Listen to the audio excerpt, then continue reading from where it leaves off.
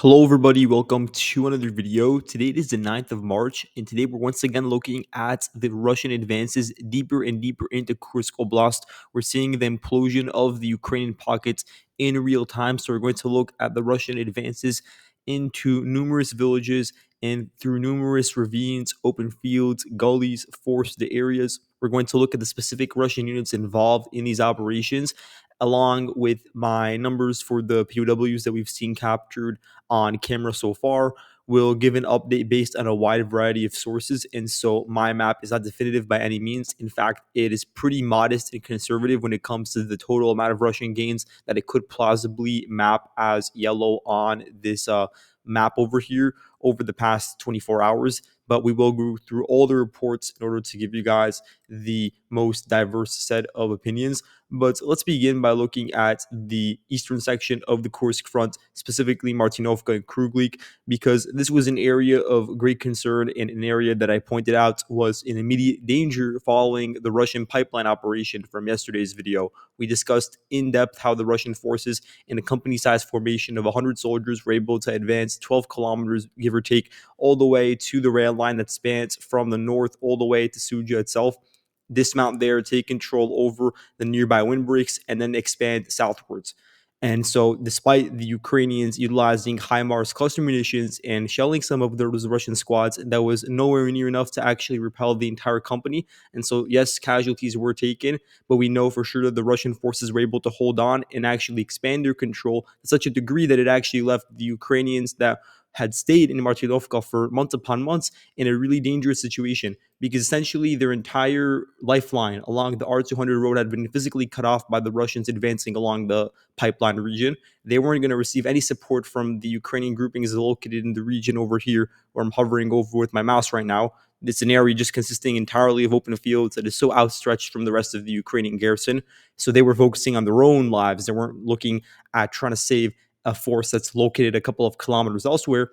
And then you also have the Russian groupings that have always been positioned in areas east of Martinovka, like in Pushkarnoy or over here in Biryukovka. So the situation became really difficult because on three axes they were getting enveloped, and their window of escape was increasingly difficult to go through and salvage. And so the Ukrainians immediately began a withdrawal yesterday, I would say around yesterday morning. And so they were able to withdraw some of the forces from the 80th Air Assault Brigade. That's one of the main units that's been mentioned in a lot of these clashes. And there may be other ones like the 82nd Brigade, which is generally operating around here. So they were able to retrieve some forces. Then, of course, a lot of them were killed during the withdrawal and during a fighting withdrawal as Russian forces were approaching from all directions. Then you also had several that were taken POW. When it comes to footage I've seen, the majority of it has come from the Martinovka region and then also from Cherkasskoye Porechnoye. And most of the soldiers I've seen listed are from the 80th Air Assault Brigade because they acted as the vanguard in this specific location. And they also did not receive any final sort of last ditch troop rotations that a lot of other units a bit to the west did actually undergo before withdrawing, because, the pipeline really put a dent into any rotation plans in the way that it sort of just came out in the morning of March 8th. And so the 80th Air Assault Brigade, they had several of their soldiers captured, at least on camera. We're going to get a lot of footage that will give us further elaboration on the exact number. But so far, I've seen about 20 soldiers captured in total. Definitely that number is higher because you do have a couple of dozen in Martinovka that probably were captured because their routes were cut off. And it's a complicated area because there aren't that many good paved roads. There's a lot of like rugged areas in various river crossings they have to go through. So getting cut off over here is very difficult. And same thing with Kruglik and any other outstretched Ukrainian location. All of those regions are now under Russian control. This is universally agreed upon by now. Any source will say this. It's only a matter of just confirming it through geolocation. So this is 31 square kilometers under Russian control. Now, something that I've also seen mentioned, and this is something that I've not verified yet, is that the Russian forces that were involved in the pipeline operation have since expanded southwards and actually entered into the eastern parts of Sudzha. This is really important to keep an eye out for, because this would be the absolute worst case scenario for the Ukrainian side, because at this point, we understand that the Ukrainians are trying to coalesce the entirety of their Kursk grouping around the city of Sudzha in order to drag out the fighting over here for a couple more weeks, we could say. But if there already is a sign of Sudzha itself collapsing, that would put a massive wrench in those Ukrainian plans. and would prematurely cause them to lose the entirety of the gains they've been working so hard to maintain over the past 8 months. So we did receive reports from Russian war correspondents of Russian forces reaching all the way to this grocery store, Pietrochka, and this is located, let's see, about 2.3 kilometers away from the final confirmed Russian location.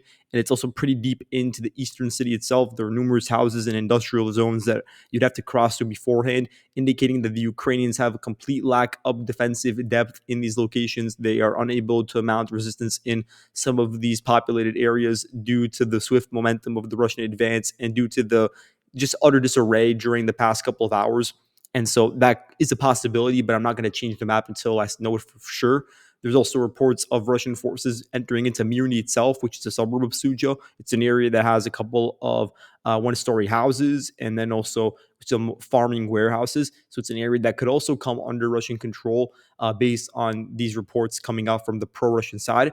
And if that were the case, and I'm going to sort of draw out what the argument is from some of the pro-Russian sources, that there is a sort of outstretched Russian pocket which is largely being paved by those same Russian soldiers involved in the initial assault yesterday on the pipeline, and then whatever reinforcements came along the way from the same units. It would leave the Ukrainians that are currently holding out in Mikholovka in these open fields near the Sudzha airfield, Agronome, in a really difficult situation, and they would also be forced to withdraw, which would mean that the entire eastern buffer zone for Sudzha would fall into Russian hands within 48 hours, which is just a massive feat. The Ukrainians had worked so hard to retain control over this area. They even conducted the localized counterattack in January to push the Russians further north, and they, defended tooth and nail against Russian assaults over here, all for it to get vaporized or evaporated, I should say, over 48 hours. And this would mean a loss of, at the current moment, 3.7 kilometers of territory in a horizontal width. So that's something to keep in mind moving forward, but we'll have to just give a conclusive update once we get video footage. Moving on to other updates from this region, the Russian forces have been able to advance into Kosita, taking it over entirely. They took over all of Cherkasskoye Perechnoye and are pushing that to Pravda. Ukrainian forces withdrew from Cherkasskoye and Kosita through the local cemetery, and they don't really show any indication of trying to regroup around Pravda, so that hamlet will fall into Russian hands very soon. Same thing with Ivashkovsky. So a lot of the Ukrainian forces that are withdrawing from these locations, and I would say they probably are from the 92nd Assault Brigade, they may be from the 8th Special Purpose Regiment, and there are a couple of other units that I've clicked on over here to give you guys an idea of the garrison. But it's important to note that a lot of these units, they were the previous sort of composition of Russian, or rather Ukrainian forces, but now it may be slightly different because there were territorial defense forces moved in over the past couple of days during troop rotations, and that actually saved the lives of numerous high quality Ukrainian soldiers, higher, better equipped, younger, I would say on average, than the territorial defense forces. And they were the ones who were moved in to hold the line as a vanguard in some of these parts of the front line. I would say most notably in the spine of the Ukrainian possessions in northern Kursk, and also in the areas that the Russians advanced through in Cherkasskoye Perechnoye. And so some of these unit icons that you see on the map, like the 47th Brigade, they may not have suffered as high of casualties that they would have had they stayed at the ground zero of the line of contact in some of these locations. So their assault battalions may not have had the most significant bleeding. But in an area like Martinovka, where the 80th Air Assault Brigade did remain, they definitely did have they experienced significant attrition rates, which will definitely hamper the combat capacity of that unit moving forward. And just to get back on track, Russian forces, they are located over here. They've expanded in the fields to the east, as we said would happen yesterday, and they are not showing signs of stopping. They want to make it all the way to Kozachaya Loknaya, and this is an area that's currently acting as a conduit for Ukrainian forces retreating. Ukrainians coming from all directions are crossing through over here, as it's one of the largest population centers besides Sudzha, still under their control in Kursk. But they're not planning to stay over here for a long-term period of time because Kozachaya Loknaya is under intense Russian bombardment, just nonstop FABs, drones of all kinds, fiber optic drones, FPV drones from the Rubicon units that are not fiber optic, but just have very good spoofing capabilities and abilities to evade jamming from the Ukrainian side. they're targeting Ukrainian vehicles en masse on a 24/7 basis. So over here, you have the 137th Air Assault Regiment. They're operating generally in this location. I hope I can find them. Yeah, so they're over here. They're involved in the advances southwards in the yellow locations that you see on the map. They're not the only units involved. You also have the 30th Motorized Rifle Regiment, one of the key units involved with these attacks, and they're jointly pushing forward over here. There are a couple of other units I want to mention specifically, but we'll do so as we move forward through the video. And so, something that's rather interesting that I've seen mentioned is that Russian forces are actually on the ground and attacking towards Kubatkin. This is something that's been alleged by Russian sources like Rybar as of the past couple of hours. There's been a maneuver conducted by two vectors of Russian forces. One vector coming from the same location that the pipeline exit occurred in, so that would be yesterday. The Russian forces dismounted in this location that is basically along the rail line north of Sudzha. And so the allegation by Rybar is that those same cohort of forces, maybe not the same exact ones, but the same units, they were able to advance northwards. And when I'm talking about that cohort, it includes the Ida Spetsnaz units, which is a part of the Akhmat general cluster of forces from Chechnya. There's also the 11th Air Assault Brigade involved in that, 30th Regiment, like we said. The veterans PMC, they were involved in the previous tunnel operation in Avdiivka last year. And you have elements of the Marine units and 106th Air Assault Division. So all of them are a part of this equation. Apparently, they advanced northwards along this rail line and made it all the way to Kubatkin, while there was a really parallel Russian force coming in from the north, advancing along the rail line as well through the windbreaks, and they made it all the way to Kubatkin from the northern direction and cut off all of the Ukrainians located in the pockets over here circled within the red sort of like just circle over here oval. So I don't know if that's true because it's still only being reported on by pro-Russian sources, but they're alleging that maneuver took place over the past couple of hours. And if that were to be the case, and even if it wasn't the case, then either way, the Ukrainians are still in the process of withdrawing from the entirety of this outstretched pocket that you see I'm marking over here with my map. And you could see it's an area that amounts to around 65 square kilometers. It's definitely excess. The Ukrainians lack the capacity or the defensive stability to hold on to these locations. And so they're very quickly trying to move through Kazachaya, Luknaya, because they have no other means to leave. And then when they do so, they get funneled into these very narrow pockets and very narrow routes. And then their Russians are able to concentrate firepower there. A lot of artillery has been used. We've seen some crazy videos of fires that get bursted throughout the entirety of the town due to the incessant Russian shelling over here. So this is just a video of the 137th Regiment observing Ukrainians during the retreats and during their hiding from Russian shelling in the basements of these houses.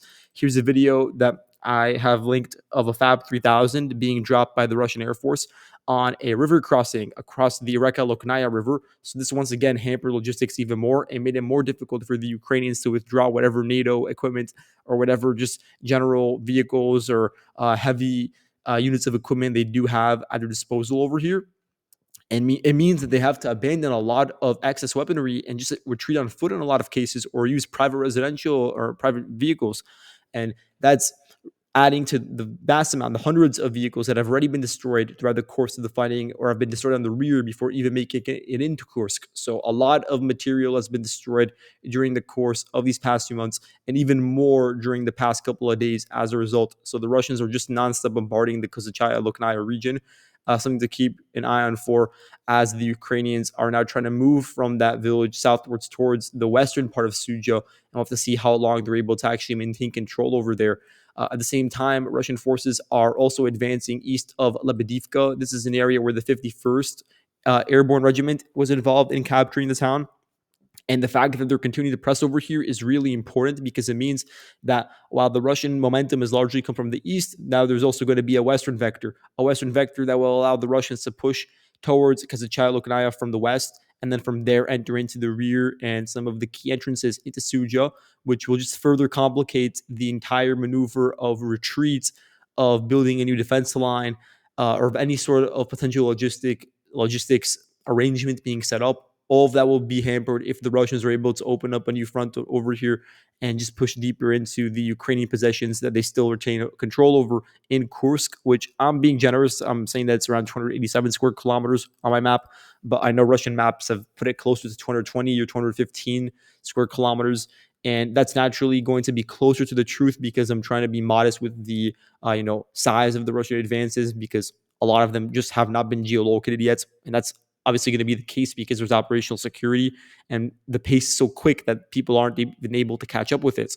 In any case, I want to show you guys over here that the Russian forces have taken over all these dense clusters of villages, including Viktorovka, Nikolaevka, Staraya, Sorichina, Malaya Luknaya, areas that were supposed to have, a lot of houses that could drag out the fighting in within them if the Ukrainians would actually stand there and actually hold their ground and fight back against the Russian forces. But due to all the events going on around them, there was just no way for them to hold on, lest they actually get encircled and just completely destroyed. But there definitely were POWs taken over here due to the pace of the fighting and due to the fact that eventually the Russians advanced on foot on above ground, and then there are probably some Ukrainian squads stuck in basements that don't have time to get out and actually leave. And so those forces have to be cleared out. They first have to be spotted and have to be neutered, but then a lot of them actually will be taken as POWs eventually as the Russians continue consolidating control over here. So in terms of the extent of the Russian gain over here, it amounts to around 22 square kilometers. It includes all the populated areas, bar Nikolsky, which I'm not sure about yet because we don't have proper proof of that. And then also to the east, it includes a large chunk of open fields, rail lines, roads like this road over here moving southwards, and then very dense forestry areas of the Ukrainians really used as defensive mechanisms for a long time, but there simply wasn't any ability for them to hold on and retain control over there as everything around them was beginning to fall apart. So that's also a part of why the Ukrainians had rotated forces out of those regions in the first place a couple of days ago, because the Russians had already amassed momentum in this specific part of the front line. If you were paying attention closely, that you had the 34th Independence Motor Rifle Brigade and the 9th Motor Rifle Regiment involved in really momentous advances, really deep gains, capturing areas like Pogrebki and Orlovka. And today, both of those units were involved in flag raising in Malaya Luknaya. I want to see, here. So the Russians, they raised a flag atop the telecommunications tower in the town. And then over here, they raised a flag over the correctional facility. So there is a geolocation for that as well. And that gives you an idea of the current unit composition in this region. In terms of the extent of the vertical advance, it amounts to around 4.4 kilometers. And then in the Cherkasskoye Prechno region, it's 34 square kilometers of territory captured. So this is just at a minimum. It's not even including the potential rumors of deep Russian advances all the way to the Kazachaya, Luknaya, because that region will become a focal point over the next 24 hours in the information sphere. I'm already telling you guys. At the same time, though, you have the 810th Naval Infantry Brigade continuing to expand west of the Psel River. And actually, my mapping is pretty generous to the Ukrainians. In fact, the Russians are probably in control of the entirety of this forested region that I'm going to highlight with this red perimeter. It's basically consisting of two separate forested assortments, and both of them have been taken over by the 810th Brigade over the past 24 hours, largely in part, largely due to the disintegration of Ukrainian cohesion in a lot of these regions. So they're not able to work as effectively together, these various brigades, and also due to nonstop bombardment of Ukrainian command posts in Guevo by FABs, meaning that Ukrainian reinforcements can't effectively make it to the front line and repel the Russian infantry as they advance through those regions. And so now the Russians will also have an opportunity to advance southwards and actually attack into Guevo and take it back in its entirety, and thereby also eliminate one of the larger Ukrainian settlements that's still under the control of Ukrainian forces in the Kursk region. That's certainly a part of the equation as well. So hopefully that was useful, and we'll get into a lot of the aftermath and addendums to the Kursk battles as time goes on. But I just wanted to give you guys a timely update of the situation. Now, when it comes to further developments, over here we have a geolocation north of Verkhnokamianske, March 9th, of the 118th Territorial Defense Brigade conducting FPV strikes onto Russian infantry and ATVs as they were advancing in these areas that are just past the Donetsk-Luhansk border, just trying to solidify control over some of the ridges that are located to the northeast of Siversk. So we're seeing a bit of granular movement over here. In addition, we have recorded advances by the Ukrainian side in the Turets area. Zooming in over here, you can see a video of the Russian forces shelling the Ukrainians, and I'll zoom out for a moment to give you guys perspective. So the Ukrainians, one of their most successful vectors of attack has been to the south of Krimsk, and this amounts to territory captured of around 19 hectares. And as a result of that, they've been able to actually enter into one of the football stadiums. You can see that over here. Russian forces spotted them and shelled them accordingly. And that gave us the proof we needed to indicate that the Ukrainians are actually located over here, meaning they've been able to further advance and push across one of the main roads into the center of Turetsk and basically reach another block of houses. So they've been able to reach private residential areas. They've entered into apartments and now also into one of the football stadiums. There's also just continued clashes in the Zabalka region, but nothing of particular note. Now, when it comes to the Pokrovsk front, the Ukrainians have been able to conduct a couple of successful counterattacks. So in Lysivka, for instance, they've been able to push the Russians out of the entirety of the settlement. That amounts to 3 square kilometers of surface area captured. And this is based on a geolocation from March 28th of the 25th Airborne Brigade, killing a Russian soldier. They killed him using the FPV, and then Ukrainian soldiers at close quarters shot him utilizing gunfire. So that gave us a pretty good indication that Ukrainian boots on the ground have actually been able to retake this entire region, and it amounts to an advance of 2.4 kilometers in the southeastern direction. In addition, we also have indications that the Russians have been able or have been pushed back from much of Shevchenko. So here on March 7th, you had a VT-40 Russian FPV strike Ukrainian soldiers that were grouping in Shevchenko, and that was geolocated to an area that's pretty deep into the town, meaning that now the center is falling into armed clashes once again. An area that has numerous duplexes, private residential areas, gardens, bushes, and also some apartment buildings. So it's an area that the Ukrainians have now been able to seep into, and they're trying to just drag out the fighting over here because they would much prefer the fighting remain in these areas rather than the Russians then using these villages as forward operating posts to then push through open fields and through tree lines into Pokrovsk itself. So that's some of the thinking and logic that the Ukrainians are, operating based off of. At the same time, the Ukrainians have been able to take back all of Udachny and in the process take back 0.85 square kilometers of territory. This geolocation from March 8th shows that 2 Ukrainian vehicles were sent to the front line to extract Ukrainian soldiers that were located in the southeastern corner of Udachny that were stuck in the mine because they were under intense Russian bombardment. Russian FPVs then struck one of the Ukrainian Humvees, but I don't think it got damaged in the process.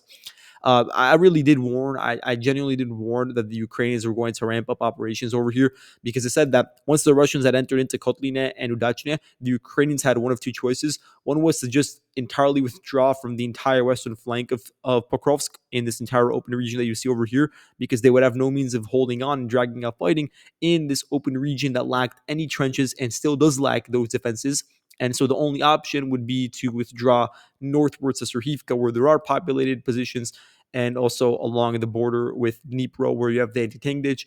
But this would really spell the end of Pokrovsk in the long term. So then the more favorable solution from a Ukrainian perspective, regardless of the attrition rates, would be to counterattack. To counterattack in such a way that would push the Russians out of the final line of settlements before reaching the open areas, the open ridge west of Pokrovsk. And that's what the Ukrainians have done, not just in Kotline, but also in Udachne. And now we're seeing that with Shevchenko and Dechensk and Lysivka as they try to retain control over the second class line before the Russians actually enter into the city of Pokrovsk itself, because they're trying to use the city as a long-term base. They really want to ensure its longevity in order to use it as a projection of power and an operating point that really pins down the front line instead of allowing it to move northwards to an area like Dobropilia. That's sort of the long-term strategic thinking of the entire granular movement that we're seeing right now with these Ukrainian counterattacks. When it comes to Konstantinopil, you can see over here Russian forces have been able to take back or take for the first time 10.3 square kilometers of territory. This has been pushed for by the 36th Separate Guards Rifle Brigade. They were able to take back the entirety of Konstantinopil, and they pushed out the 46th Air Assault Brigade in the process. So here's March 8th video of 4 Russian soldiers crossing over the Sukhyali River into the town. They entered into the northern chunks that had not been under Russian control. Previously, there was no back and forth in these regions. It was just exclusively under the control of the Ukrainians up until the past couple of days, wherein Russian soldiers were able to very quickly storm the entirety of this width of the town and made it to the western edge by March 9th, where the 29th Combined Arms Army raised their flag, giving an indication of control. And then to the south on March 9th, there was also a video of Brigade 36 raising their own flags. So for now, we have confirmation that the entirety of the settlement is in Russian hands, which is understandable. This was always going to happen. But the fact that the Ukrainians were able to drag out the fighting here for 2 weeks and thereby just prevent the Russians from focusing elsewhere, it allowed the garrison that had been so overwhelmed and had moved so many times from Kurkove to Andrivka and then even further westwards, it gave them a bit of time to rotate, recuperate, and try to at least build a solid defense line between Rozliv to Bakhatir and Oleksivka. And so how long that holds is something that will depend on whether the Russians decide to continue committing forces to this location and decide to continue pressing forward. Because if the Russians do, then they will eventually take back, or not take back, I don't know, I'm saying that, but take a lot of these locations in a similar fashion to what we've seen over the past couple of months along the same horizontal plane. But if they have a change in priorities, then they could be a stable line. So that's really up to the Russian command in this location. And we also know that the Ukrainians have also made adjustments to their own order of battle, moving brigades like 72nd Brigade and 151st Brigade out of this general region and redeploying forces. So the garrison from a Ukrainian perspective has also shrunk due to the perimeter of the front line also minimizing in size over here, because no longer are the Ukrainians protecting a pocket that spans kilometers upon kilometers along like three different axes. They're just defending one solid line, which is obviously going to be smaller in size, and so less corridors have to be dealt with and maintained. But yeah, that's generally the situation over here. Thank you all so much for watching, and I'll see you guys in the next video. Goodbye.